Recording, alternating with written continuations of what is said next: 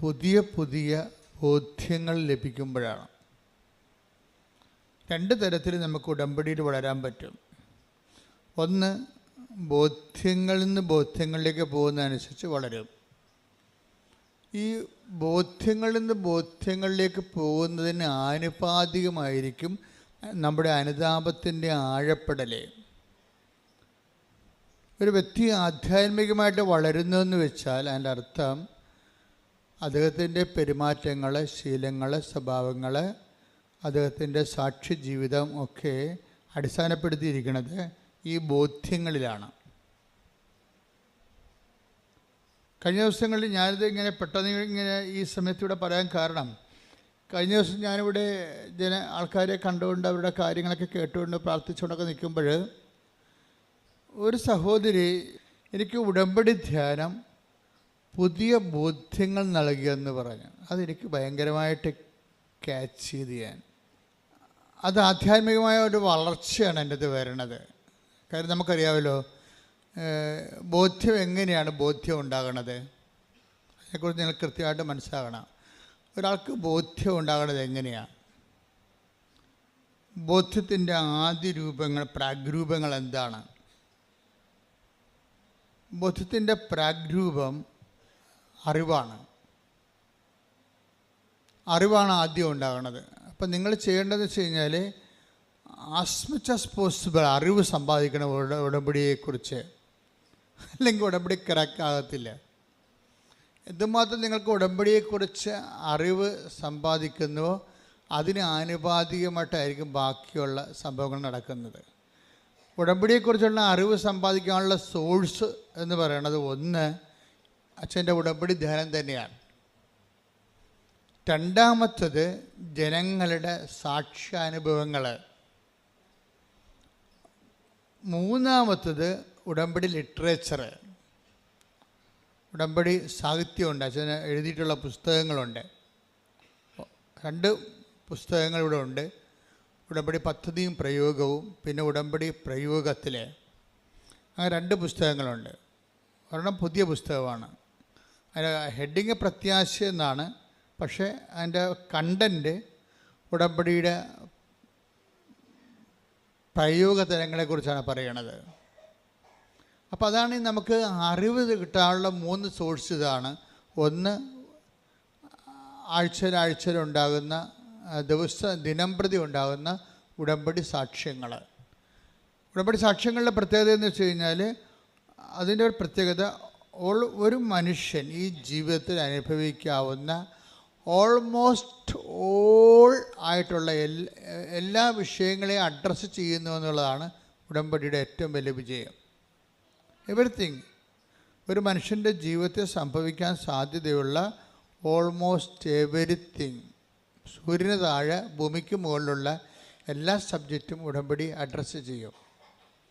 അതിങ്ങനെ സർവസ്പർശിയായി സർവകാലിക സർവജനീനമായിട്ടൊക്കെ ഒരു പ്രാർത്ഥനാ പദ്ധതി നിലവിലില്ല സഭയിൽ. ഉടമ്പടി മാത്രമേ ഉള്ളൂ. കാര്യം ഞാൻ എത്രയോ വർഷമായി ഓരോരോ ഘട്ടങ്ങളിലൂടെ വന്നാണ് ഇവിടെ ഉടമ്പടിയിൽ എത്തുമ്പോൾ.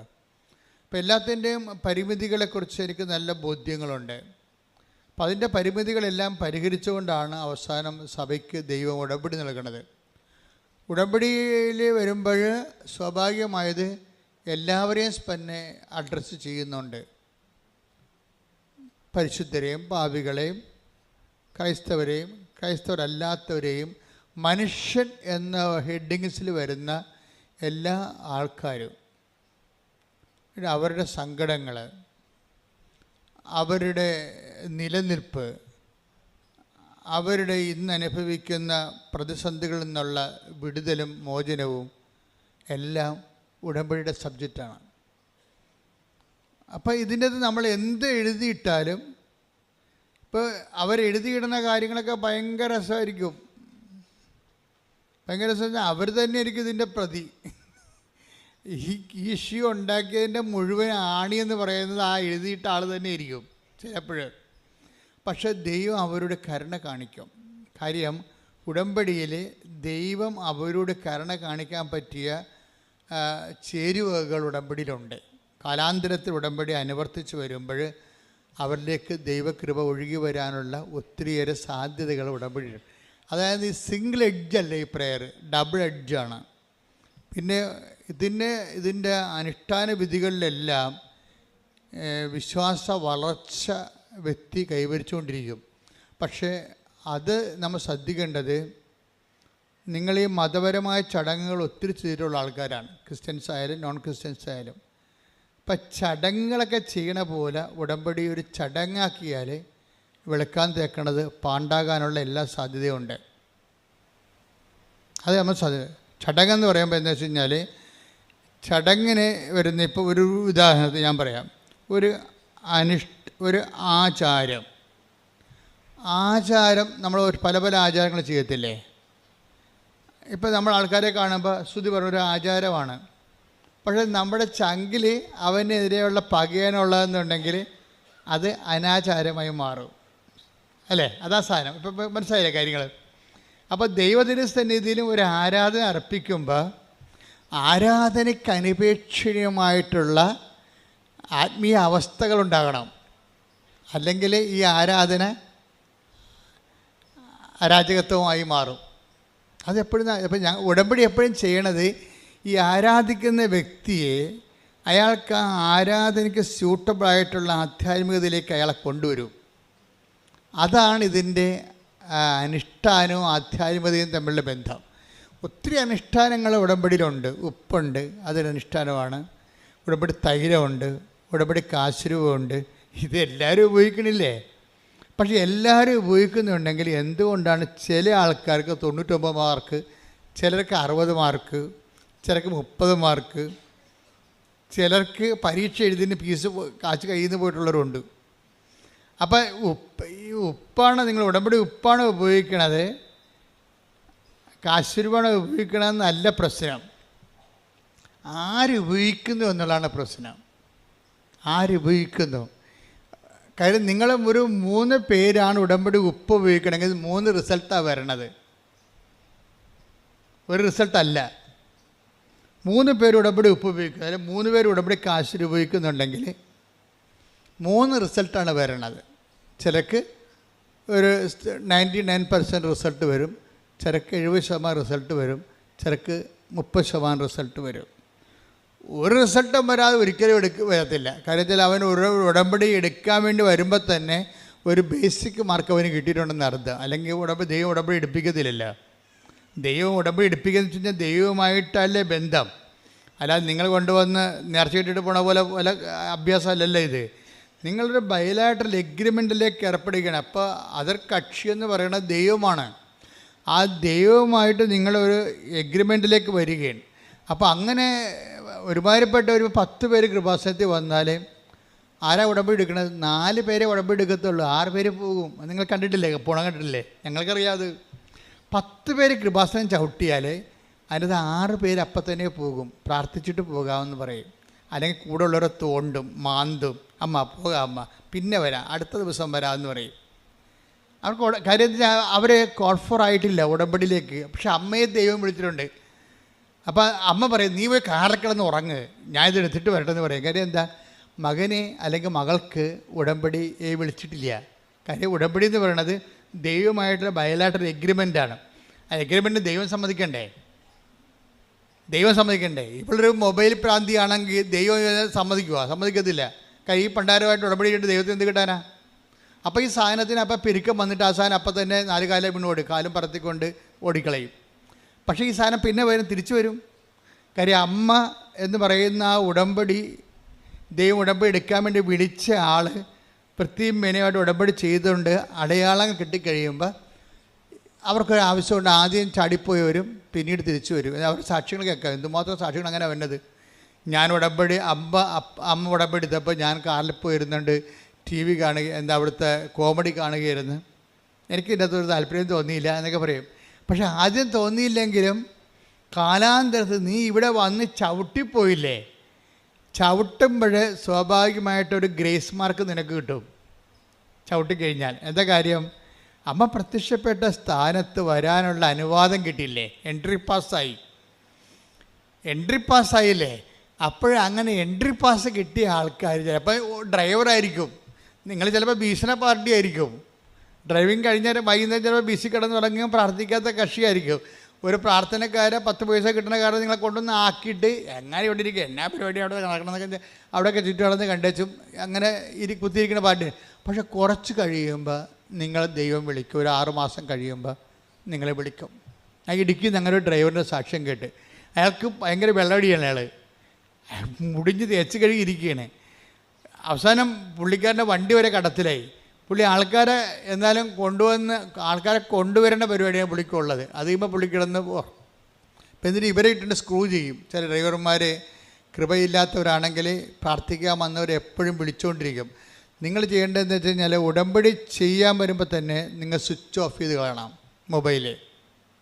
അതാണ് ചെയ്യേണ്ടത്. കാരണം വെച്ചാൽ എടുക്കരുത്. കാര്യം ഒരിക്കലും നിങ്ങൾ ഉടമ്പടി ചെയ്യാൻ വേണ്ടി വരുന്നവരുടെ മൊബൈലിലൂടെ നിങ്ങൾക്ക് ഇത്രയും നാൾ എൻ്റെ അനുഭവത്തിൽ നോക്കുകയാണെങ്കിൽ ഒരു 60% നിങ്ങളെ ഉടമ്പടിയിൽ നിന്ന് പിന്തിരിപ്പിക്കാനുള്ള പിന്തിരിപ്പൻ ശക്തികളായിരിക്കും അതർ എൻഡിലുള്ളത്. അത് മകനായിരിക്കും. അമ്മ തിരിച്ചറി കാർഡ് ചെയ്യും. അമ്മ പോയി കിടക്കണം ആ കൃപാസനത്തിൽ. എൻ്റെ തിരിച്ചറി കാർഡ് ചെയ്യും. എടാ അവിടെ ഉണ്ടാന്ന് നോക്കടാ, തീർന്ന് നമ്മൾ ഡെസ്പായി. നമ്മുടെ വിശ്വാസ പ്രമാണം പൊട്ടിപ്പോയി. അവിടെ വെച്ച് പ്രാർത്ഥിച്ചുകൊണ്ട് നിൽക്കുകയായിരുന്നു. അപ്പോഴാണ് ഈ പണ്ടാരം വിളിച്ചത്. പിശാച് വിളിപ്പിക്കുന്നതാണ് ഈ സാധനം. നമുക്ക് ഏൽപ്പിക്കത്തില്ല. തിരിച്ചേക്കാട്ടാണ് അവിടെ ഇരിപ്പുണ്ടാകുകയെ. അവനെന്നും പണ്ട് മുതൽ അവൻ്റെ കളിസം വരെ നമ്മൾ 35 വയസ്സായാലും നമ്മൾ എടുത്തു കൊടുക്കണം. അത്ര ഒരു സാധനത്തിന് നിങ്ങൾ വളർത്തിക്കൊണ്ട് വന്നിരിക്കുന്നത്. നിങ്ങൾക്ക് പണിയാണത്. ശരിക്കും പിള്ളേരെ കൊണ്ട് പിള്ളേരുടെ കാര്യങ്ങൾ ആദ്യം മുതൽ ചെയ്തിച്ചില്ലെന്നുണ്ടെങ്കിൽ മരണം വരെ പണിയായിരിക്കും നമുക്ക്.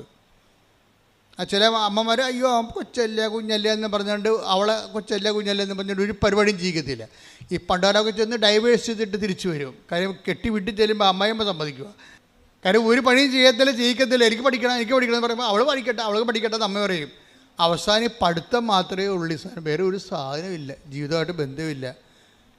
ഇവിടെ ഡൈവേഴ്സ് എന്ന് പറയുന്ന ആ വിഷയം ഇപ്പോൾ കുടിരിയില്ലേ, അതിൻ്റെ നല്ലൊരു ശതമാനം കാര്യങ്ങൾ അമ്മമാരുടെ കയ്യിൽ തന്നെ ഇരിക്കേണ്ടത്. ഒരു സംശയമില്ല. കാര്യം ഒരു സംശയമില്ല. നിങ്ങൾ ആദ്യമേ തന്നെ അത് ശ്രദ്ധിക്കണം. അല്ലെങ്കിൽ ഇനിയുള്ള സമയം പ്രാർത്ഥിക്കാനും പിന്നെ ശാസിക്കാൻ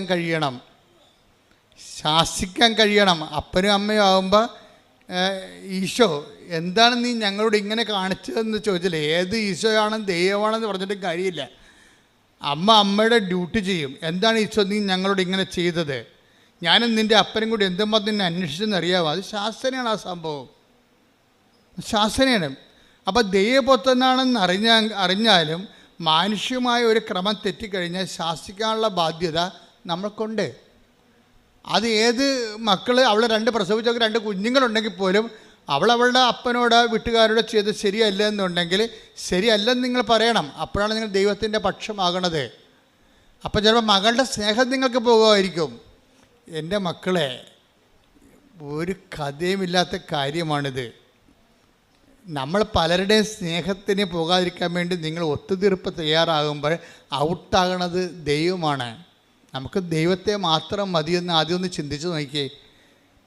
ദൈവത്തെ മാത്രം മതി, ഞാൻ ദൈവത്തിൻ്റെ കൂടെ നിൽക്കും. അതിനാൽ ബാക്കി ആർക്കും ഒരു പരിധി കഴിഞ്ഞാൽ വേറെ ആർക്കും വാല്യൂ ഇല്ല. അങ്ങനെ നീ ചിന്തിച്ചു കഴിഞ്ഞാൽ ഏത് മകളായാലും ശരി. ഇപ്പം നിങ്ങൾ വിചാരിക്കുന്നത് എന്താണ്, അയ്യോ നമുക്ക് ഇനി കഞ്ഞി കിട്ടണമെങ്കിൽ മകൾ തന്നെ പോകണ്ടേ ഇംഗ്ലണ്ടിൽ. അപ്പൻ്റെ കാര്യം കണക്കാണ്. ഇനി മകളല്ല ഇനി നമ്മളെ സഹായിക്കേണ്ടത്, മകനല്ലേ സഹായിക്കേണ്ടത്. മകനെ ഇപ്പോൾ കല്യാണം കഴിച്ച് പിന്നെ അവൾ കല്യാണം കഴിച്ച മകൻ പറയണത് മാത്രമേ, മകൾ പറയണത് മാത്രമേ അവൻ കേൾക്കത്തുള്ളൂ. മകൻ്റെ കാര്യത്തിൽ തീരുമാനമായി, അവൻ പോയി. ഇനി എൻ്റെ മകളല്ലേ ഉള്ളെന്ന് പറഞ്ഞ് പല അമ്മമാരും സ്കാൻ ചെയ്ത് നോക്കിയാൽ ദൈവത്തെക്കാൾ ഉപരി ജോലിയുള്ള മക്കളെ സ്നേഹിക്കുന്ന അമ്മമാരുണ്ട്. ഇവിടെ ഉടമ്പടി ക്രാക്ക് ആകത്തില്ല. കാരണം ദൈവത്തിനറിയാം ഒരു വിഷയം വന്നു കഴിഞ്ഞാൽ ജോലിയുള്ള 10 പൈസ വരുമാനമുള്ള മകൾ പറയണതായിരിക്കും നിങ്ങൾ കേൾക്കണത്, ദൈവത്തിൻ്റെതല്ലെന്ന്. അത് ദൈവത്തിനറിയാമത്. അതുകൊണ്ടാണ് നമ്മൾ സ്റ്റേണായിട്ട്, ഇതാണ് ഉടമ്പടി ആധ്യാത്മികത എന്ന് പറയുന്നത്. നിങ്ങളുമായിട്ടൊരു ഉടമ്പടി ചെയ്യുമ്പോൾ നിലപാടിലും നയങ്ങളിലും സമീപനങ്ങളിലും ഒക്കെ നിങ്ങൾ ഏകപക്ഷീയമായി ദൈവത്തിൻ്റെ കൂടെ ആയിരിക്കണം. എന്നാൽ ഇത് പെട്ടെന്ന് ഫയറാകും. പിന്നെ അതല്ല, നിത്യത വരെ ഫയറാകും. പ്രാർത്ഥിക്കുക, കർത്താവായ ദൈവമേ, ഒരു പ്രശ്നത്തിന്റെ മുഖത്ത് 100% ഒത്തുതീർപ്പിന് വിധേയമല്ലാതെ ദൈവത്തിന്റെ പക്ഷം ചേർന്ന് നിൽക്കാൻ ആവശ്യമായ ആധ്യാത്മിക അടിത്തറയാൽ എന്നെ ബലപ്പെടുത്തണമേ.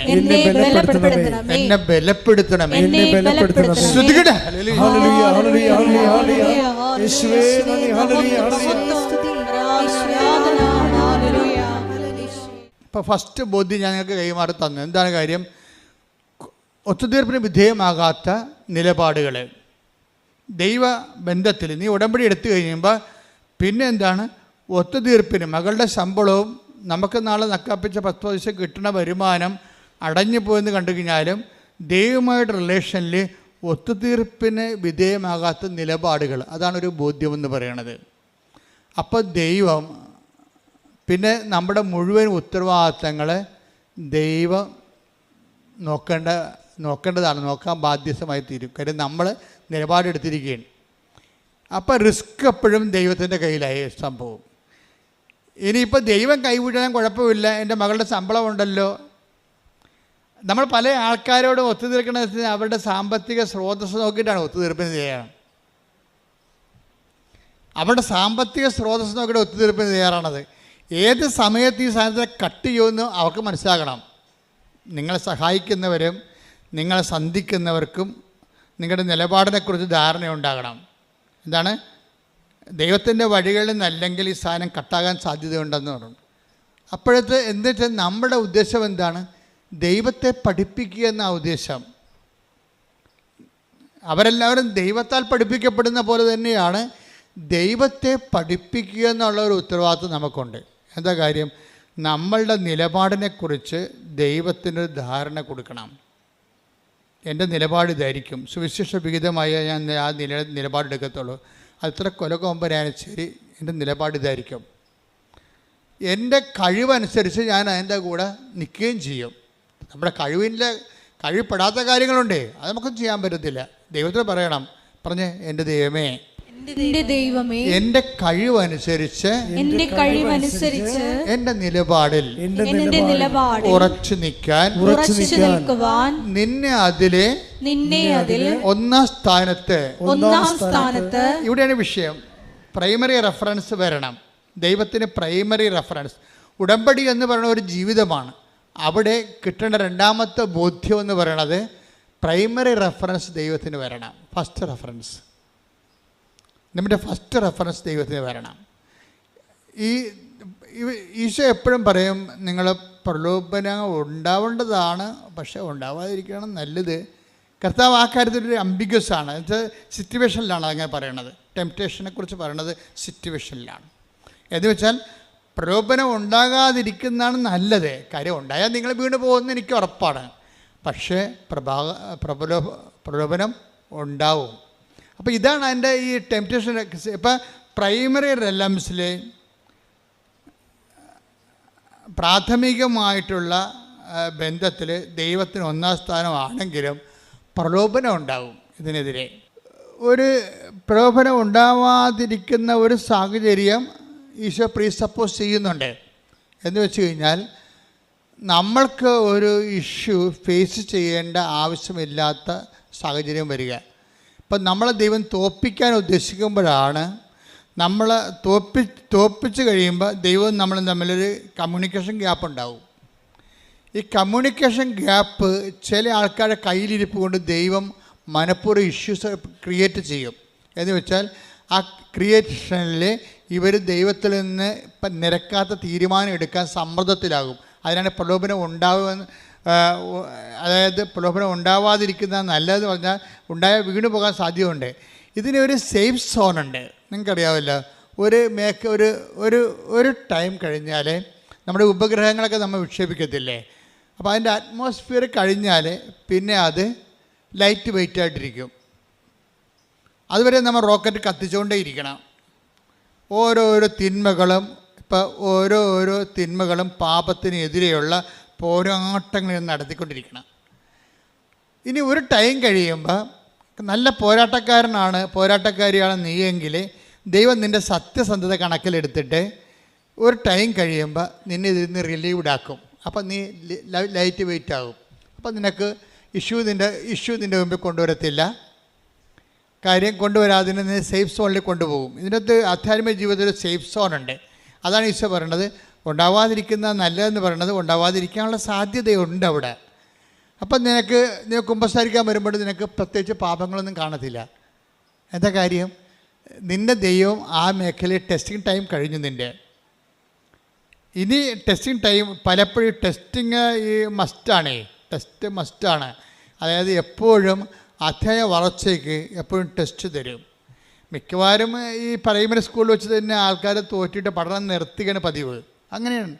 90 ആൾക്കാരുണ്ടെങ്കിൽ തന്നെ ആദ്യത്തെ കാലത്ത് തന്നെ കാര്യം ഇവൻ ആൾ ബേസിക്കായിട്ട് ശരിയല്ല, ലോകത്താനാണെന്ന് കണ്ടു കഴിഞ്ഞാൽ ടെസ്റ്റ് ചെയ്യും. ഒരു തരത്തിൽ പിന്നെ അതായത് ഗ്രാവിറ്റിയുള്ള ടെസ്റ്റ് നൽകിയിട്ട് ഇയാളെ പൂർണ്ണമായിട്ട് ഔട്ടായി കളയും. പിന്നെ ഇയാളുമായിട്ട് കമ്പനീസ് ഇല്ല. ദൈവമായിട്ട് മുന്നോട്ട് പോകണമെങ്കിൽ എപ്പോഴും നമ്മൾ ശ്രദ്ധിക്കേണ്ടത് ഒരു നിരന്തര അനുതാപത്തിൻ്റെ ഒരു മേഖലയിലേക്ക് നമ്മൾ പ്രവേശിക്കണം. അനുതാപം എന്ന് പറഞ്ഞാൽ ഇപ്പോൾ നിങ്ങൾക്കറിയാലോ, ഉടമ്പടിയിൽ കിട്ടേണ്ട മൂന്നാമത്തെ ബോധ്യം എന്ന് പറഞ്ഞപ്പോൾ നിരന്തര അനുതാപമാണ്. നിരന്തര അനുതാപം എന്നല്ല, നിരന്തര അനുതാപം. ഇപ്പം നിങ്ങളിപ്പോൾ ഒരു ധ്യാനം കൂടി അപ്പോഴൊന്ന് അനുദപിച്ചു, കുറച്ച് മോങ്ങി കുമ്പസാരിച്ച് കുർബാന സ്വീകരിച്ചു, അങ്ങനെ പിന്നെ കുറച്ച് നാൾ ഇങ്ങനെ നല്ല വെള്ളം ചവഞ്ഞ് നടന്നു, നിലച്ചായത്ത് പിന്നെ കുറുക്കനെ പോലെ നടന്നു. മഴ പെയ്യുമ്പോൾ പിന്നെ പെയിൻ്റെല്ലാം പോയി പഴയ കുറുക്കനായി. അങ്ങനെയല്ലേ ധ്യാനങ്ങളിലേക്ക് സഞ്ചരിക്കുന്ന ജീവികളെ കണ്ടാൽ മനസ്സിലാവും.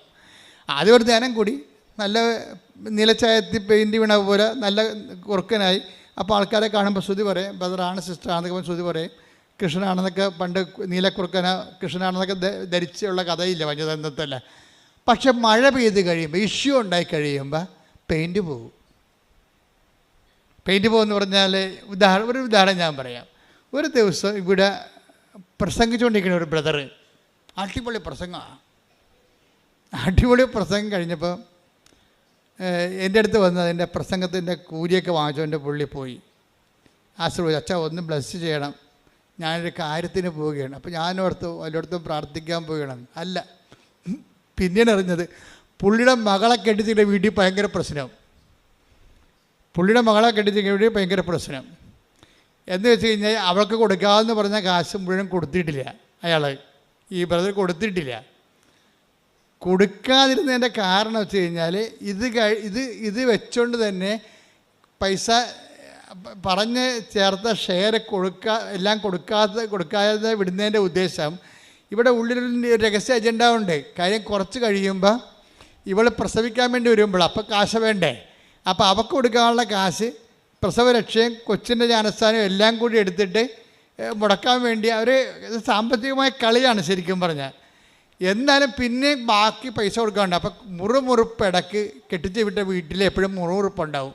ബദറാണ് അച്ഛൻ, അതൊരു കാര്യമൊന്നുമില്ല. പാപത്തിൻ്റെ സാഹചര്യങ്ങളെ ഇവർ ആധ്യാത്മിക ജീവിതം ഒന്ന്, പ്രായോഗിക അനുദിന ജീവിതം വേറെ രണ്ടായിട്ട് വരും. അങ്ങനെ അത് നിങ്ങൾ ഉടമ്പടിക്കാർ ശ്രദ്ധിക്കണം. ഈ കയ്യാങ്കളികളെല്ലാം ദൈവം വളരെ കൃത്യമായിട്ട് വാച്ച് ചെയ്തുകൊണ്ടിരിക്കുകയാണ്. ഇയാൾ എന്താണ് പൈസ സ്ത്രീധനം കുറച്ചാണ് കൊടുത്തിരിക്കണത്, അതുകൊണ്ട് അവിടെ ഇഷ്യൂ ഉണ്ട്. അവിടെ ഇഷ്യൂ ഉണ്ടാകുമ്പോൾ ഇയാളുടെ ഉദ്ദേശം എന്താണ്? കുറച്ച് കഴിയുമ്പോൾ ഒന്ന് പ്രസവിച്ച് കഴിയുമ്പോൾ നാട്ടുകാരുടെ മുമ്പിൽ പ്രസവിച്ച് കൊച്ചിനെ കെട്ടിച്ചില്ലെന്ന് ചോദിച്ചാൽ വായടച്ച് കെട്ടിച്ച് അവൾ പ്രസവിച്ച് തീർന്ന്. അപ്പോൾ അപ്പനും അമ്മയും കൂടി തന്ത്രപൂർവ്വം മകളെ കെട്ടിക്കുകയും ചെയ്യും, മകളെ പ്രസവിപ്പിക്കുകയും ചെയ്യും, നാട്ടുകാരുടെ മുമ്പിൽ നല്ല പിള്ള ചവയും ചെയ്യും. എന്നിട്ട് പൈസ മൊത്തം അവിടെ കൊടുത്തിട്ടില്ല. അത് കാരണം അവിടുന്ന് ഇഷ്യൂ. എന്തിനാണ് കൊടുക്കാത്തതിൻ്റെ കാരണം എന്താണ്? ഇന്നലെ നാളെ ഇടിയുണ്ടാക്കി അവളെ ഇവിടെ തള്ളി പുറത്താക്കുമെന്നറിയാം. തള്ളി പുറത്താക്കാനാണ് അവർ ആഗ്രഹിക്കണത്. എന്തിനാണ്? ഇവിടെ കൊണ്ടുവന്ന് എടുത്തിട്ട് വേല എടുപ്പിച്ച് തിന്നണം. അതാ പ്രശ്നം. അപ്പോൾ ഈ ആൾക്കാർ ഉടമ്പടി എടുത്തുള്ള അവസ്ഥ എന്തായിരിക്കും? ഇത് ഒറ്റടക്കം പോകുന്നില്ല. ഞാനുള്ള കാര്യം പറയുകയാണ്. അപ്പം മനസ്സിൽ എന്താണ്? അതുകൊണ്ടാണ് ഈശോ ചോദിക്കുന്നത്, വാട്ട് സ്പിരിറ്റ് ലീഡ്സ് യു? ഉടമ്പടി അഡ്രസ്സ് ചെയ്യണ പാപത്തെ അല്ല, ഉടമ്പടി അഡ്രസ്സ് ചെയ്യണത് അനുതാപത്തെയാണ്. അനുതാപം ബേസിക്കായിട്ട് അനുദിന അപ്പവും നിത്യജീവനുമായിട്ട് ബന്ധപ്പെട്ടതാണ്. അനുതാപം എന്ന് പറയുമ്പോൾ നിങ്ങൾ ഈ ഭൂമിയിൽ അനുതപിച്ച് ദൈവത്തിന് എന്ത് കിട്ടാനാണ്? അനുതാപത്തിന് എപ്പോഴും ഒരു ഇറ്റേണൽ ലൈഫായിട്ടൊരു കണക്ഷനുണ്ട്. അനുതാപത്തിന് അനുതാപം ആവശ്യമുള്ള ആൾക്കാരെക്കുറിച്ച് എന്തിനാണ് ഈശോ അങ്ങനെ പറയണത്? അപ്പോൾ എന്തിനാണ് അനുദപിക്കണത്? ശരിക്കും പറഞ്ഞാൽ അനുദപിക്കണത് നിത്യജീവനിലേക്കുള്ള യാത്രയുടെ ഒരു പ്രീ റെക്വിസിറ്റായിട്ടാണ് റിപ്പൻറ്റൻസ് വരണത്. എന്ന് വെച്ച് കഴിഞ്ഞാൽ നമുക്ക് നിത്യജീവനിലേക്കുള്ള ദൈവത്തിലേക്കുള്ള യാത്രയുടെ ഒരു മുൻ ആവശ്യമായിട്ടാണ് അനുതാപം. അല്ലാതെ നിങ്ങൾക്ക് IELTS പാസ്സാകാനല്ല അനുതാപം. ഇവിടെ പല ആൾക്കാരും അനുദപിക്കുന്നുണ്ടേ. അപ്പോൾ അത് പാകിസ്ഥാൻ്റെ വെടിനിർത്തൽ പോലെ ആവുമെന്നേ ഉള്ളൂ. എന്ന് വെച്ചാൽ തൽക്കാലം ഒരു സംഭവം വീട് വെച്ചു, അനുതാപം തീർന്നു, പിന്നെ പഴയ പണ്ടാരമായി മാറും. ആ വീട്ടിൽ ഒരുമാതിരിപ്പെട്ടവർ ആരും കിടത്തി പുറപ്പിക്കത്തില്ല. പണ്ട് വിരുന്നുകാരെങ്കിലും വരുമായിരുന്നു. വീട്ടുകാർ ചിലപ്പോൾ അവരുടെ കുടുംബത്തിലുള്ളവർ തന്നെ ഇത്തിരി പൈസ കുറവ് ആൾക്കാരില്ലേ, പണ്ട് ഇവരെല്ലാം കൂടി ഒരുമിച്ച് നിന്നൊക്കെ ജീവിച്ചൊക്കെ ഒരുമിച്ച് മുറിക്കിടന്ന് തുടങ്ങിയതാണ്. ഇപ്പോൾ ഇവർക്ക് കൊട്ടാരം പോലെ ഒരു 5-8 മുറി വീട് വെച്ചിരിക്കുകയാണ്.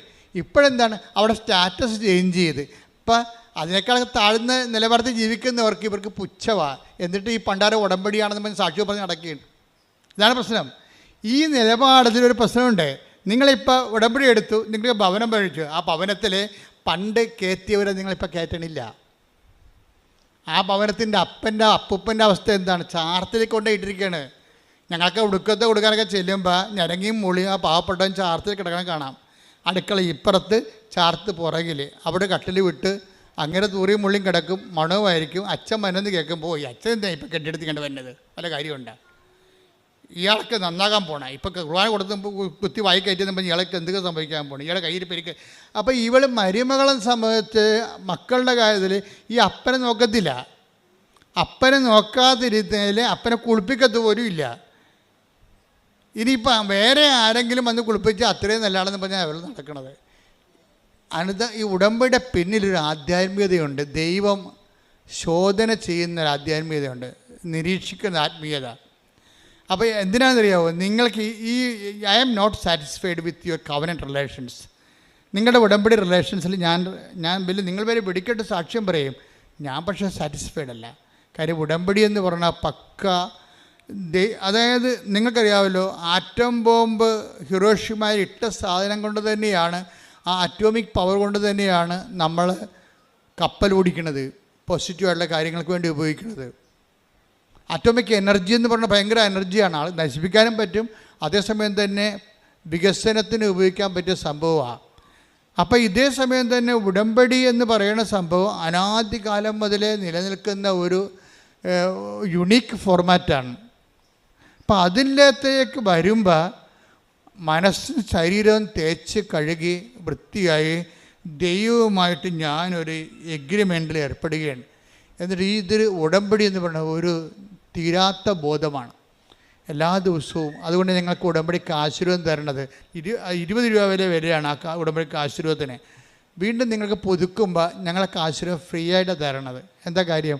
അതിന് വിലമതിക്കാൻ പറ്റത്തില്ല. അതുകൊണ്ടാണ് ആ ഉടമ്പടിക്ക് ആശീർവാദം ഉപയോഗിക്കുന്നവർക്കറിയാം അതിൻ്റെ അകത്തൊരു സത്യസന്ധമായ ഒരു ഉടമ്പടി ആളാണ് അതിൻ്റെ അകത്ത് വിശ്വപ്രമാണം ചൊല്ലി അത് ഉപയോഗിക്കണമെന്നുണ്ടെങ്കിൽ അപ്പോൾ അവർക്ക് ദൈവത്തിൻ്റെ പ്രസൻസ് ഫീൽ ചെയ്യും.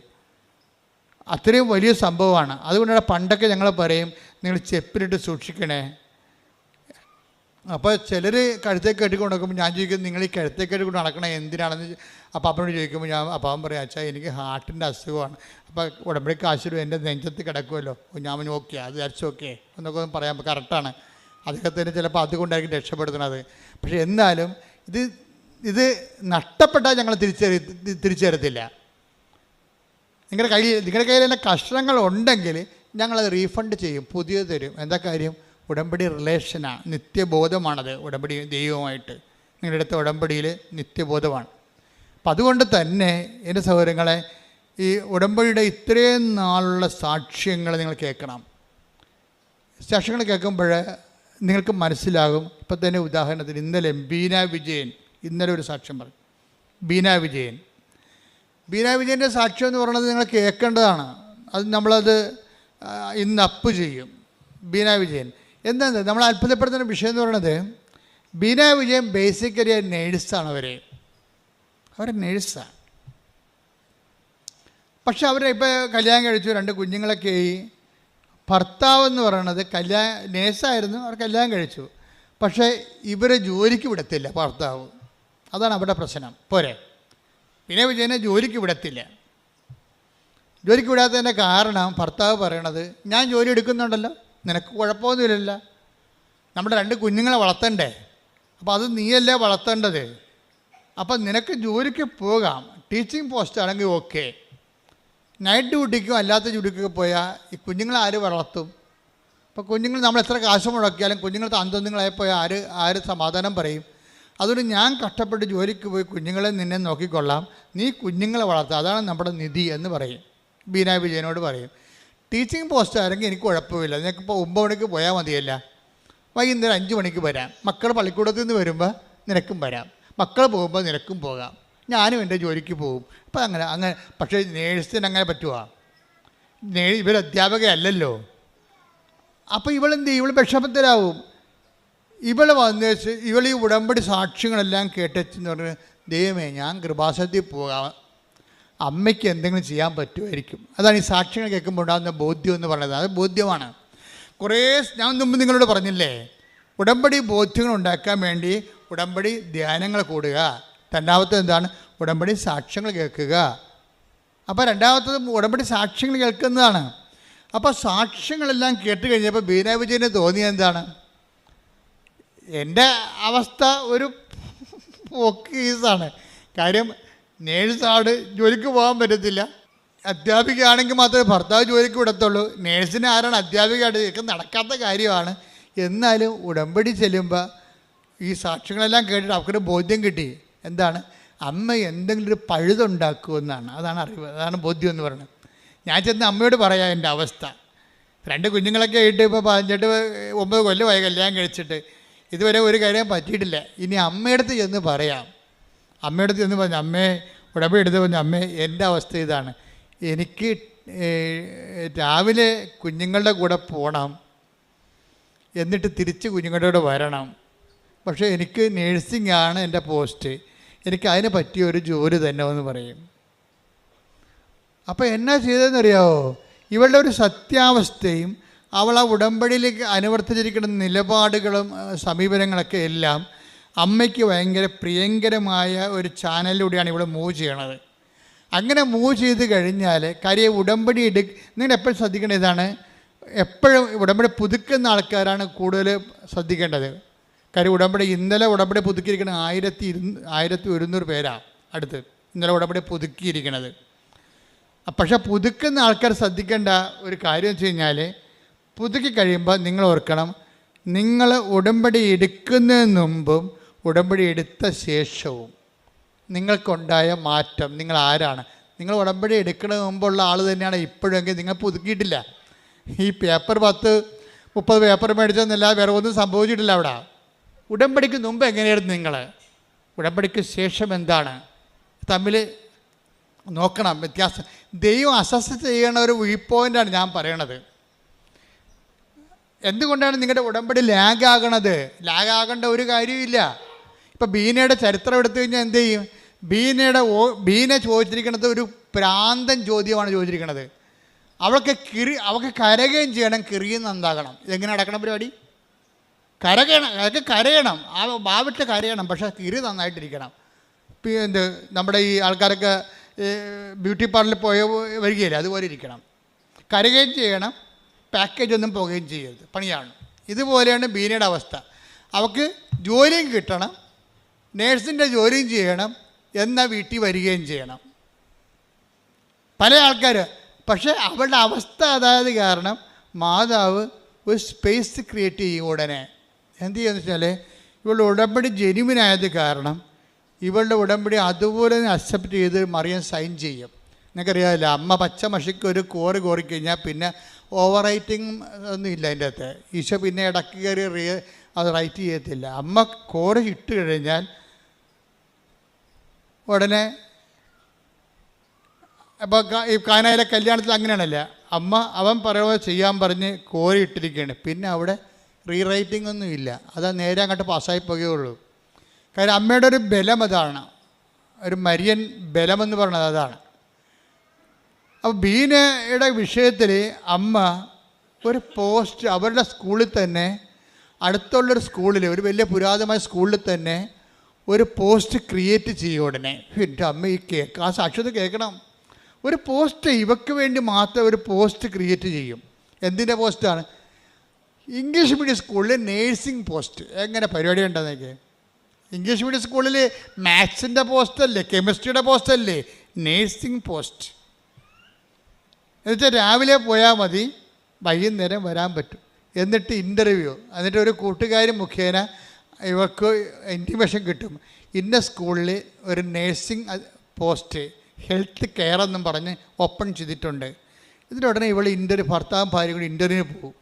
ഇൻ്റർവ്യൂ പോകുമ്പോൾ അവിടുത്തെ കന്യാസിമാരൊക്കെ വലിയ സ്കൂളാണ്, ഇങ്ങനെ താടി കൈകൊണ്ടിരിക്കുന്നത്, എന്ത് പോസ്റ്റ് ഇതെങ്ങനെ ഈ സ്കൂളിൻ്റെ ചരിത്രത്തിൽ ഇന്ന് വരെ ഇങ്ങനെ ഒരു പോസ്റ്റില്ല.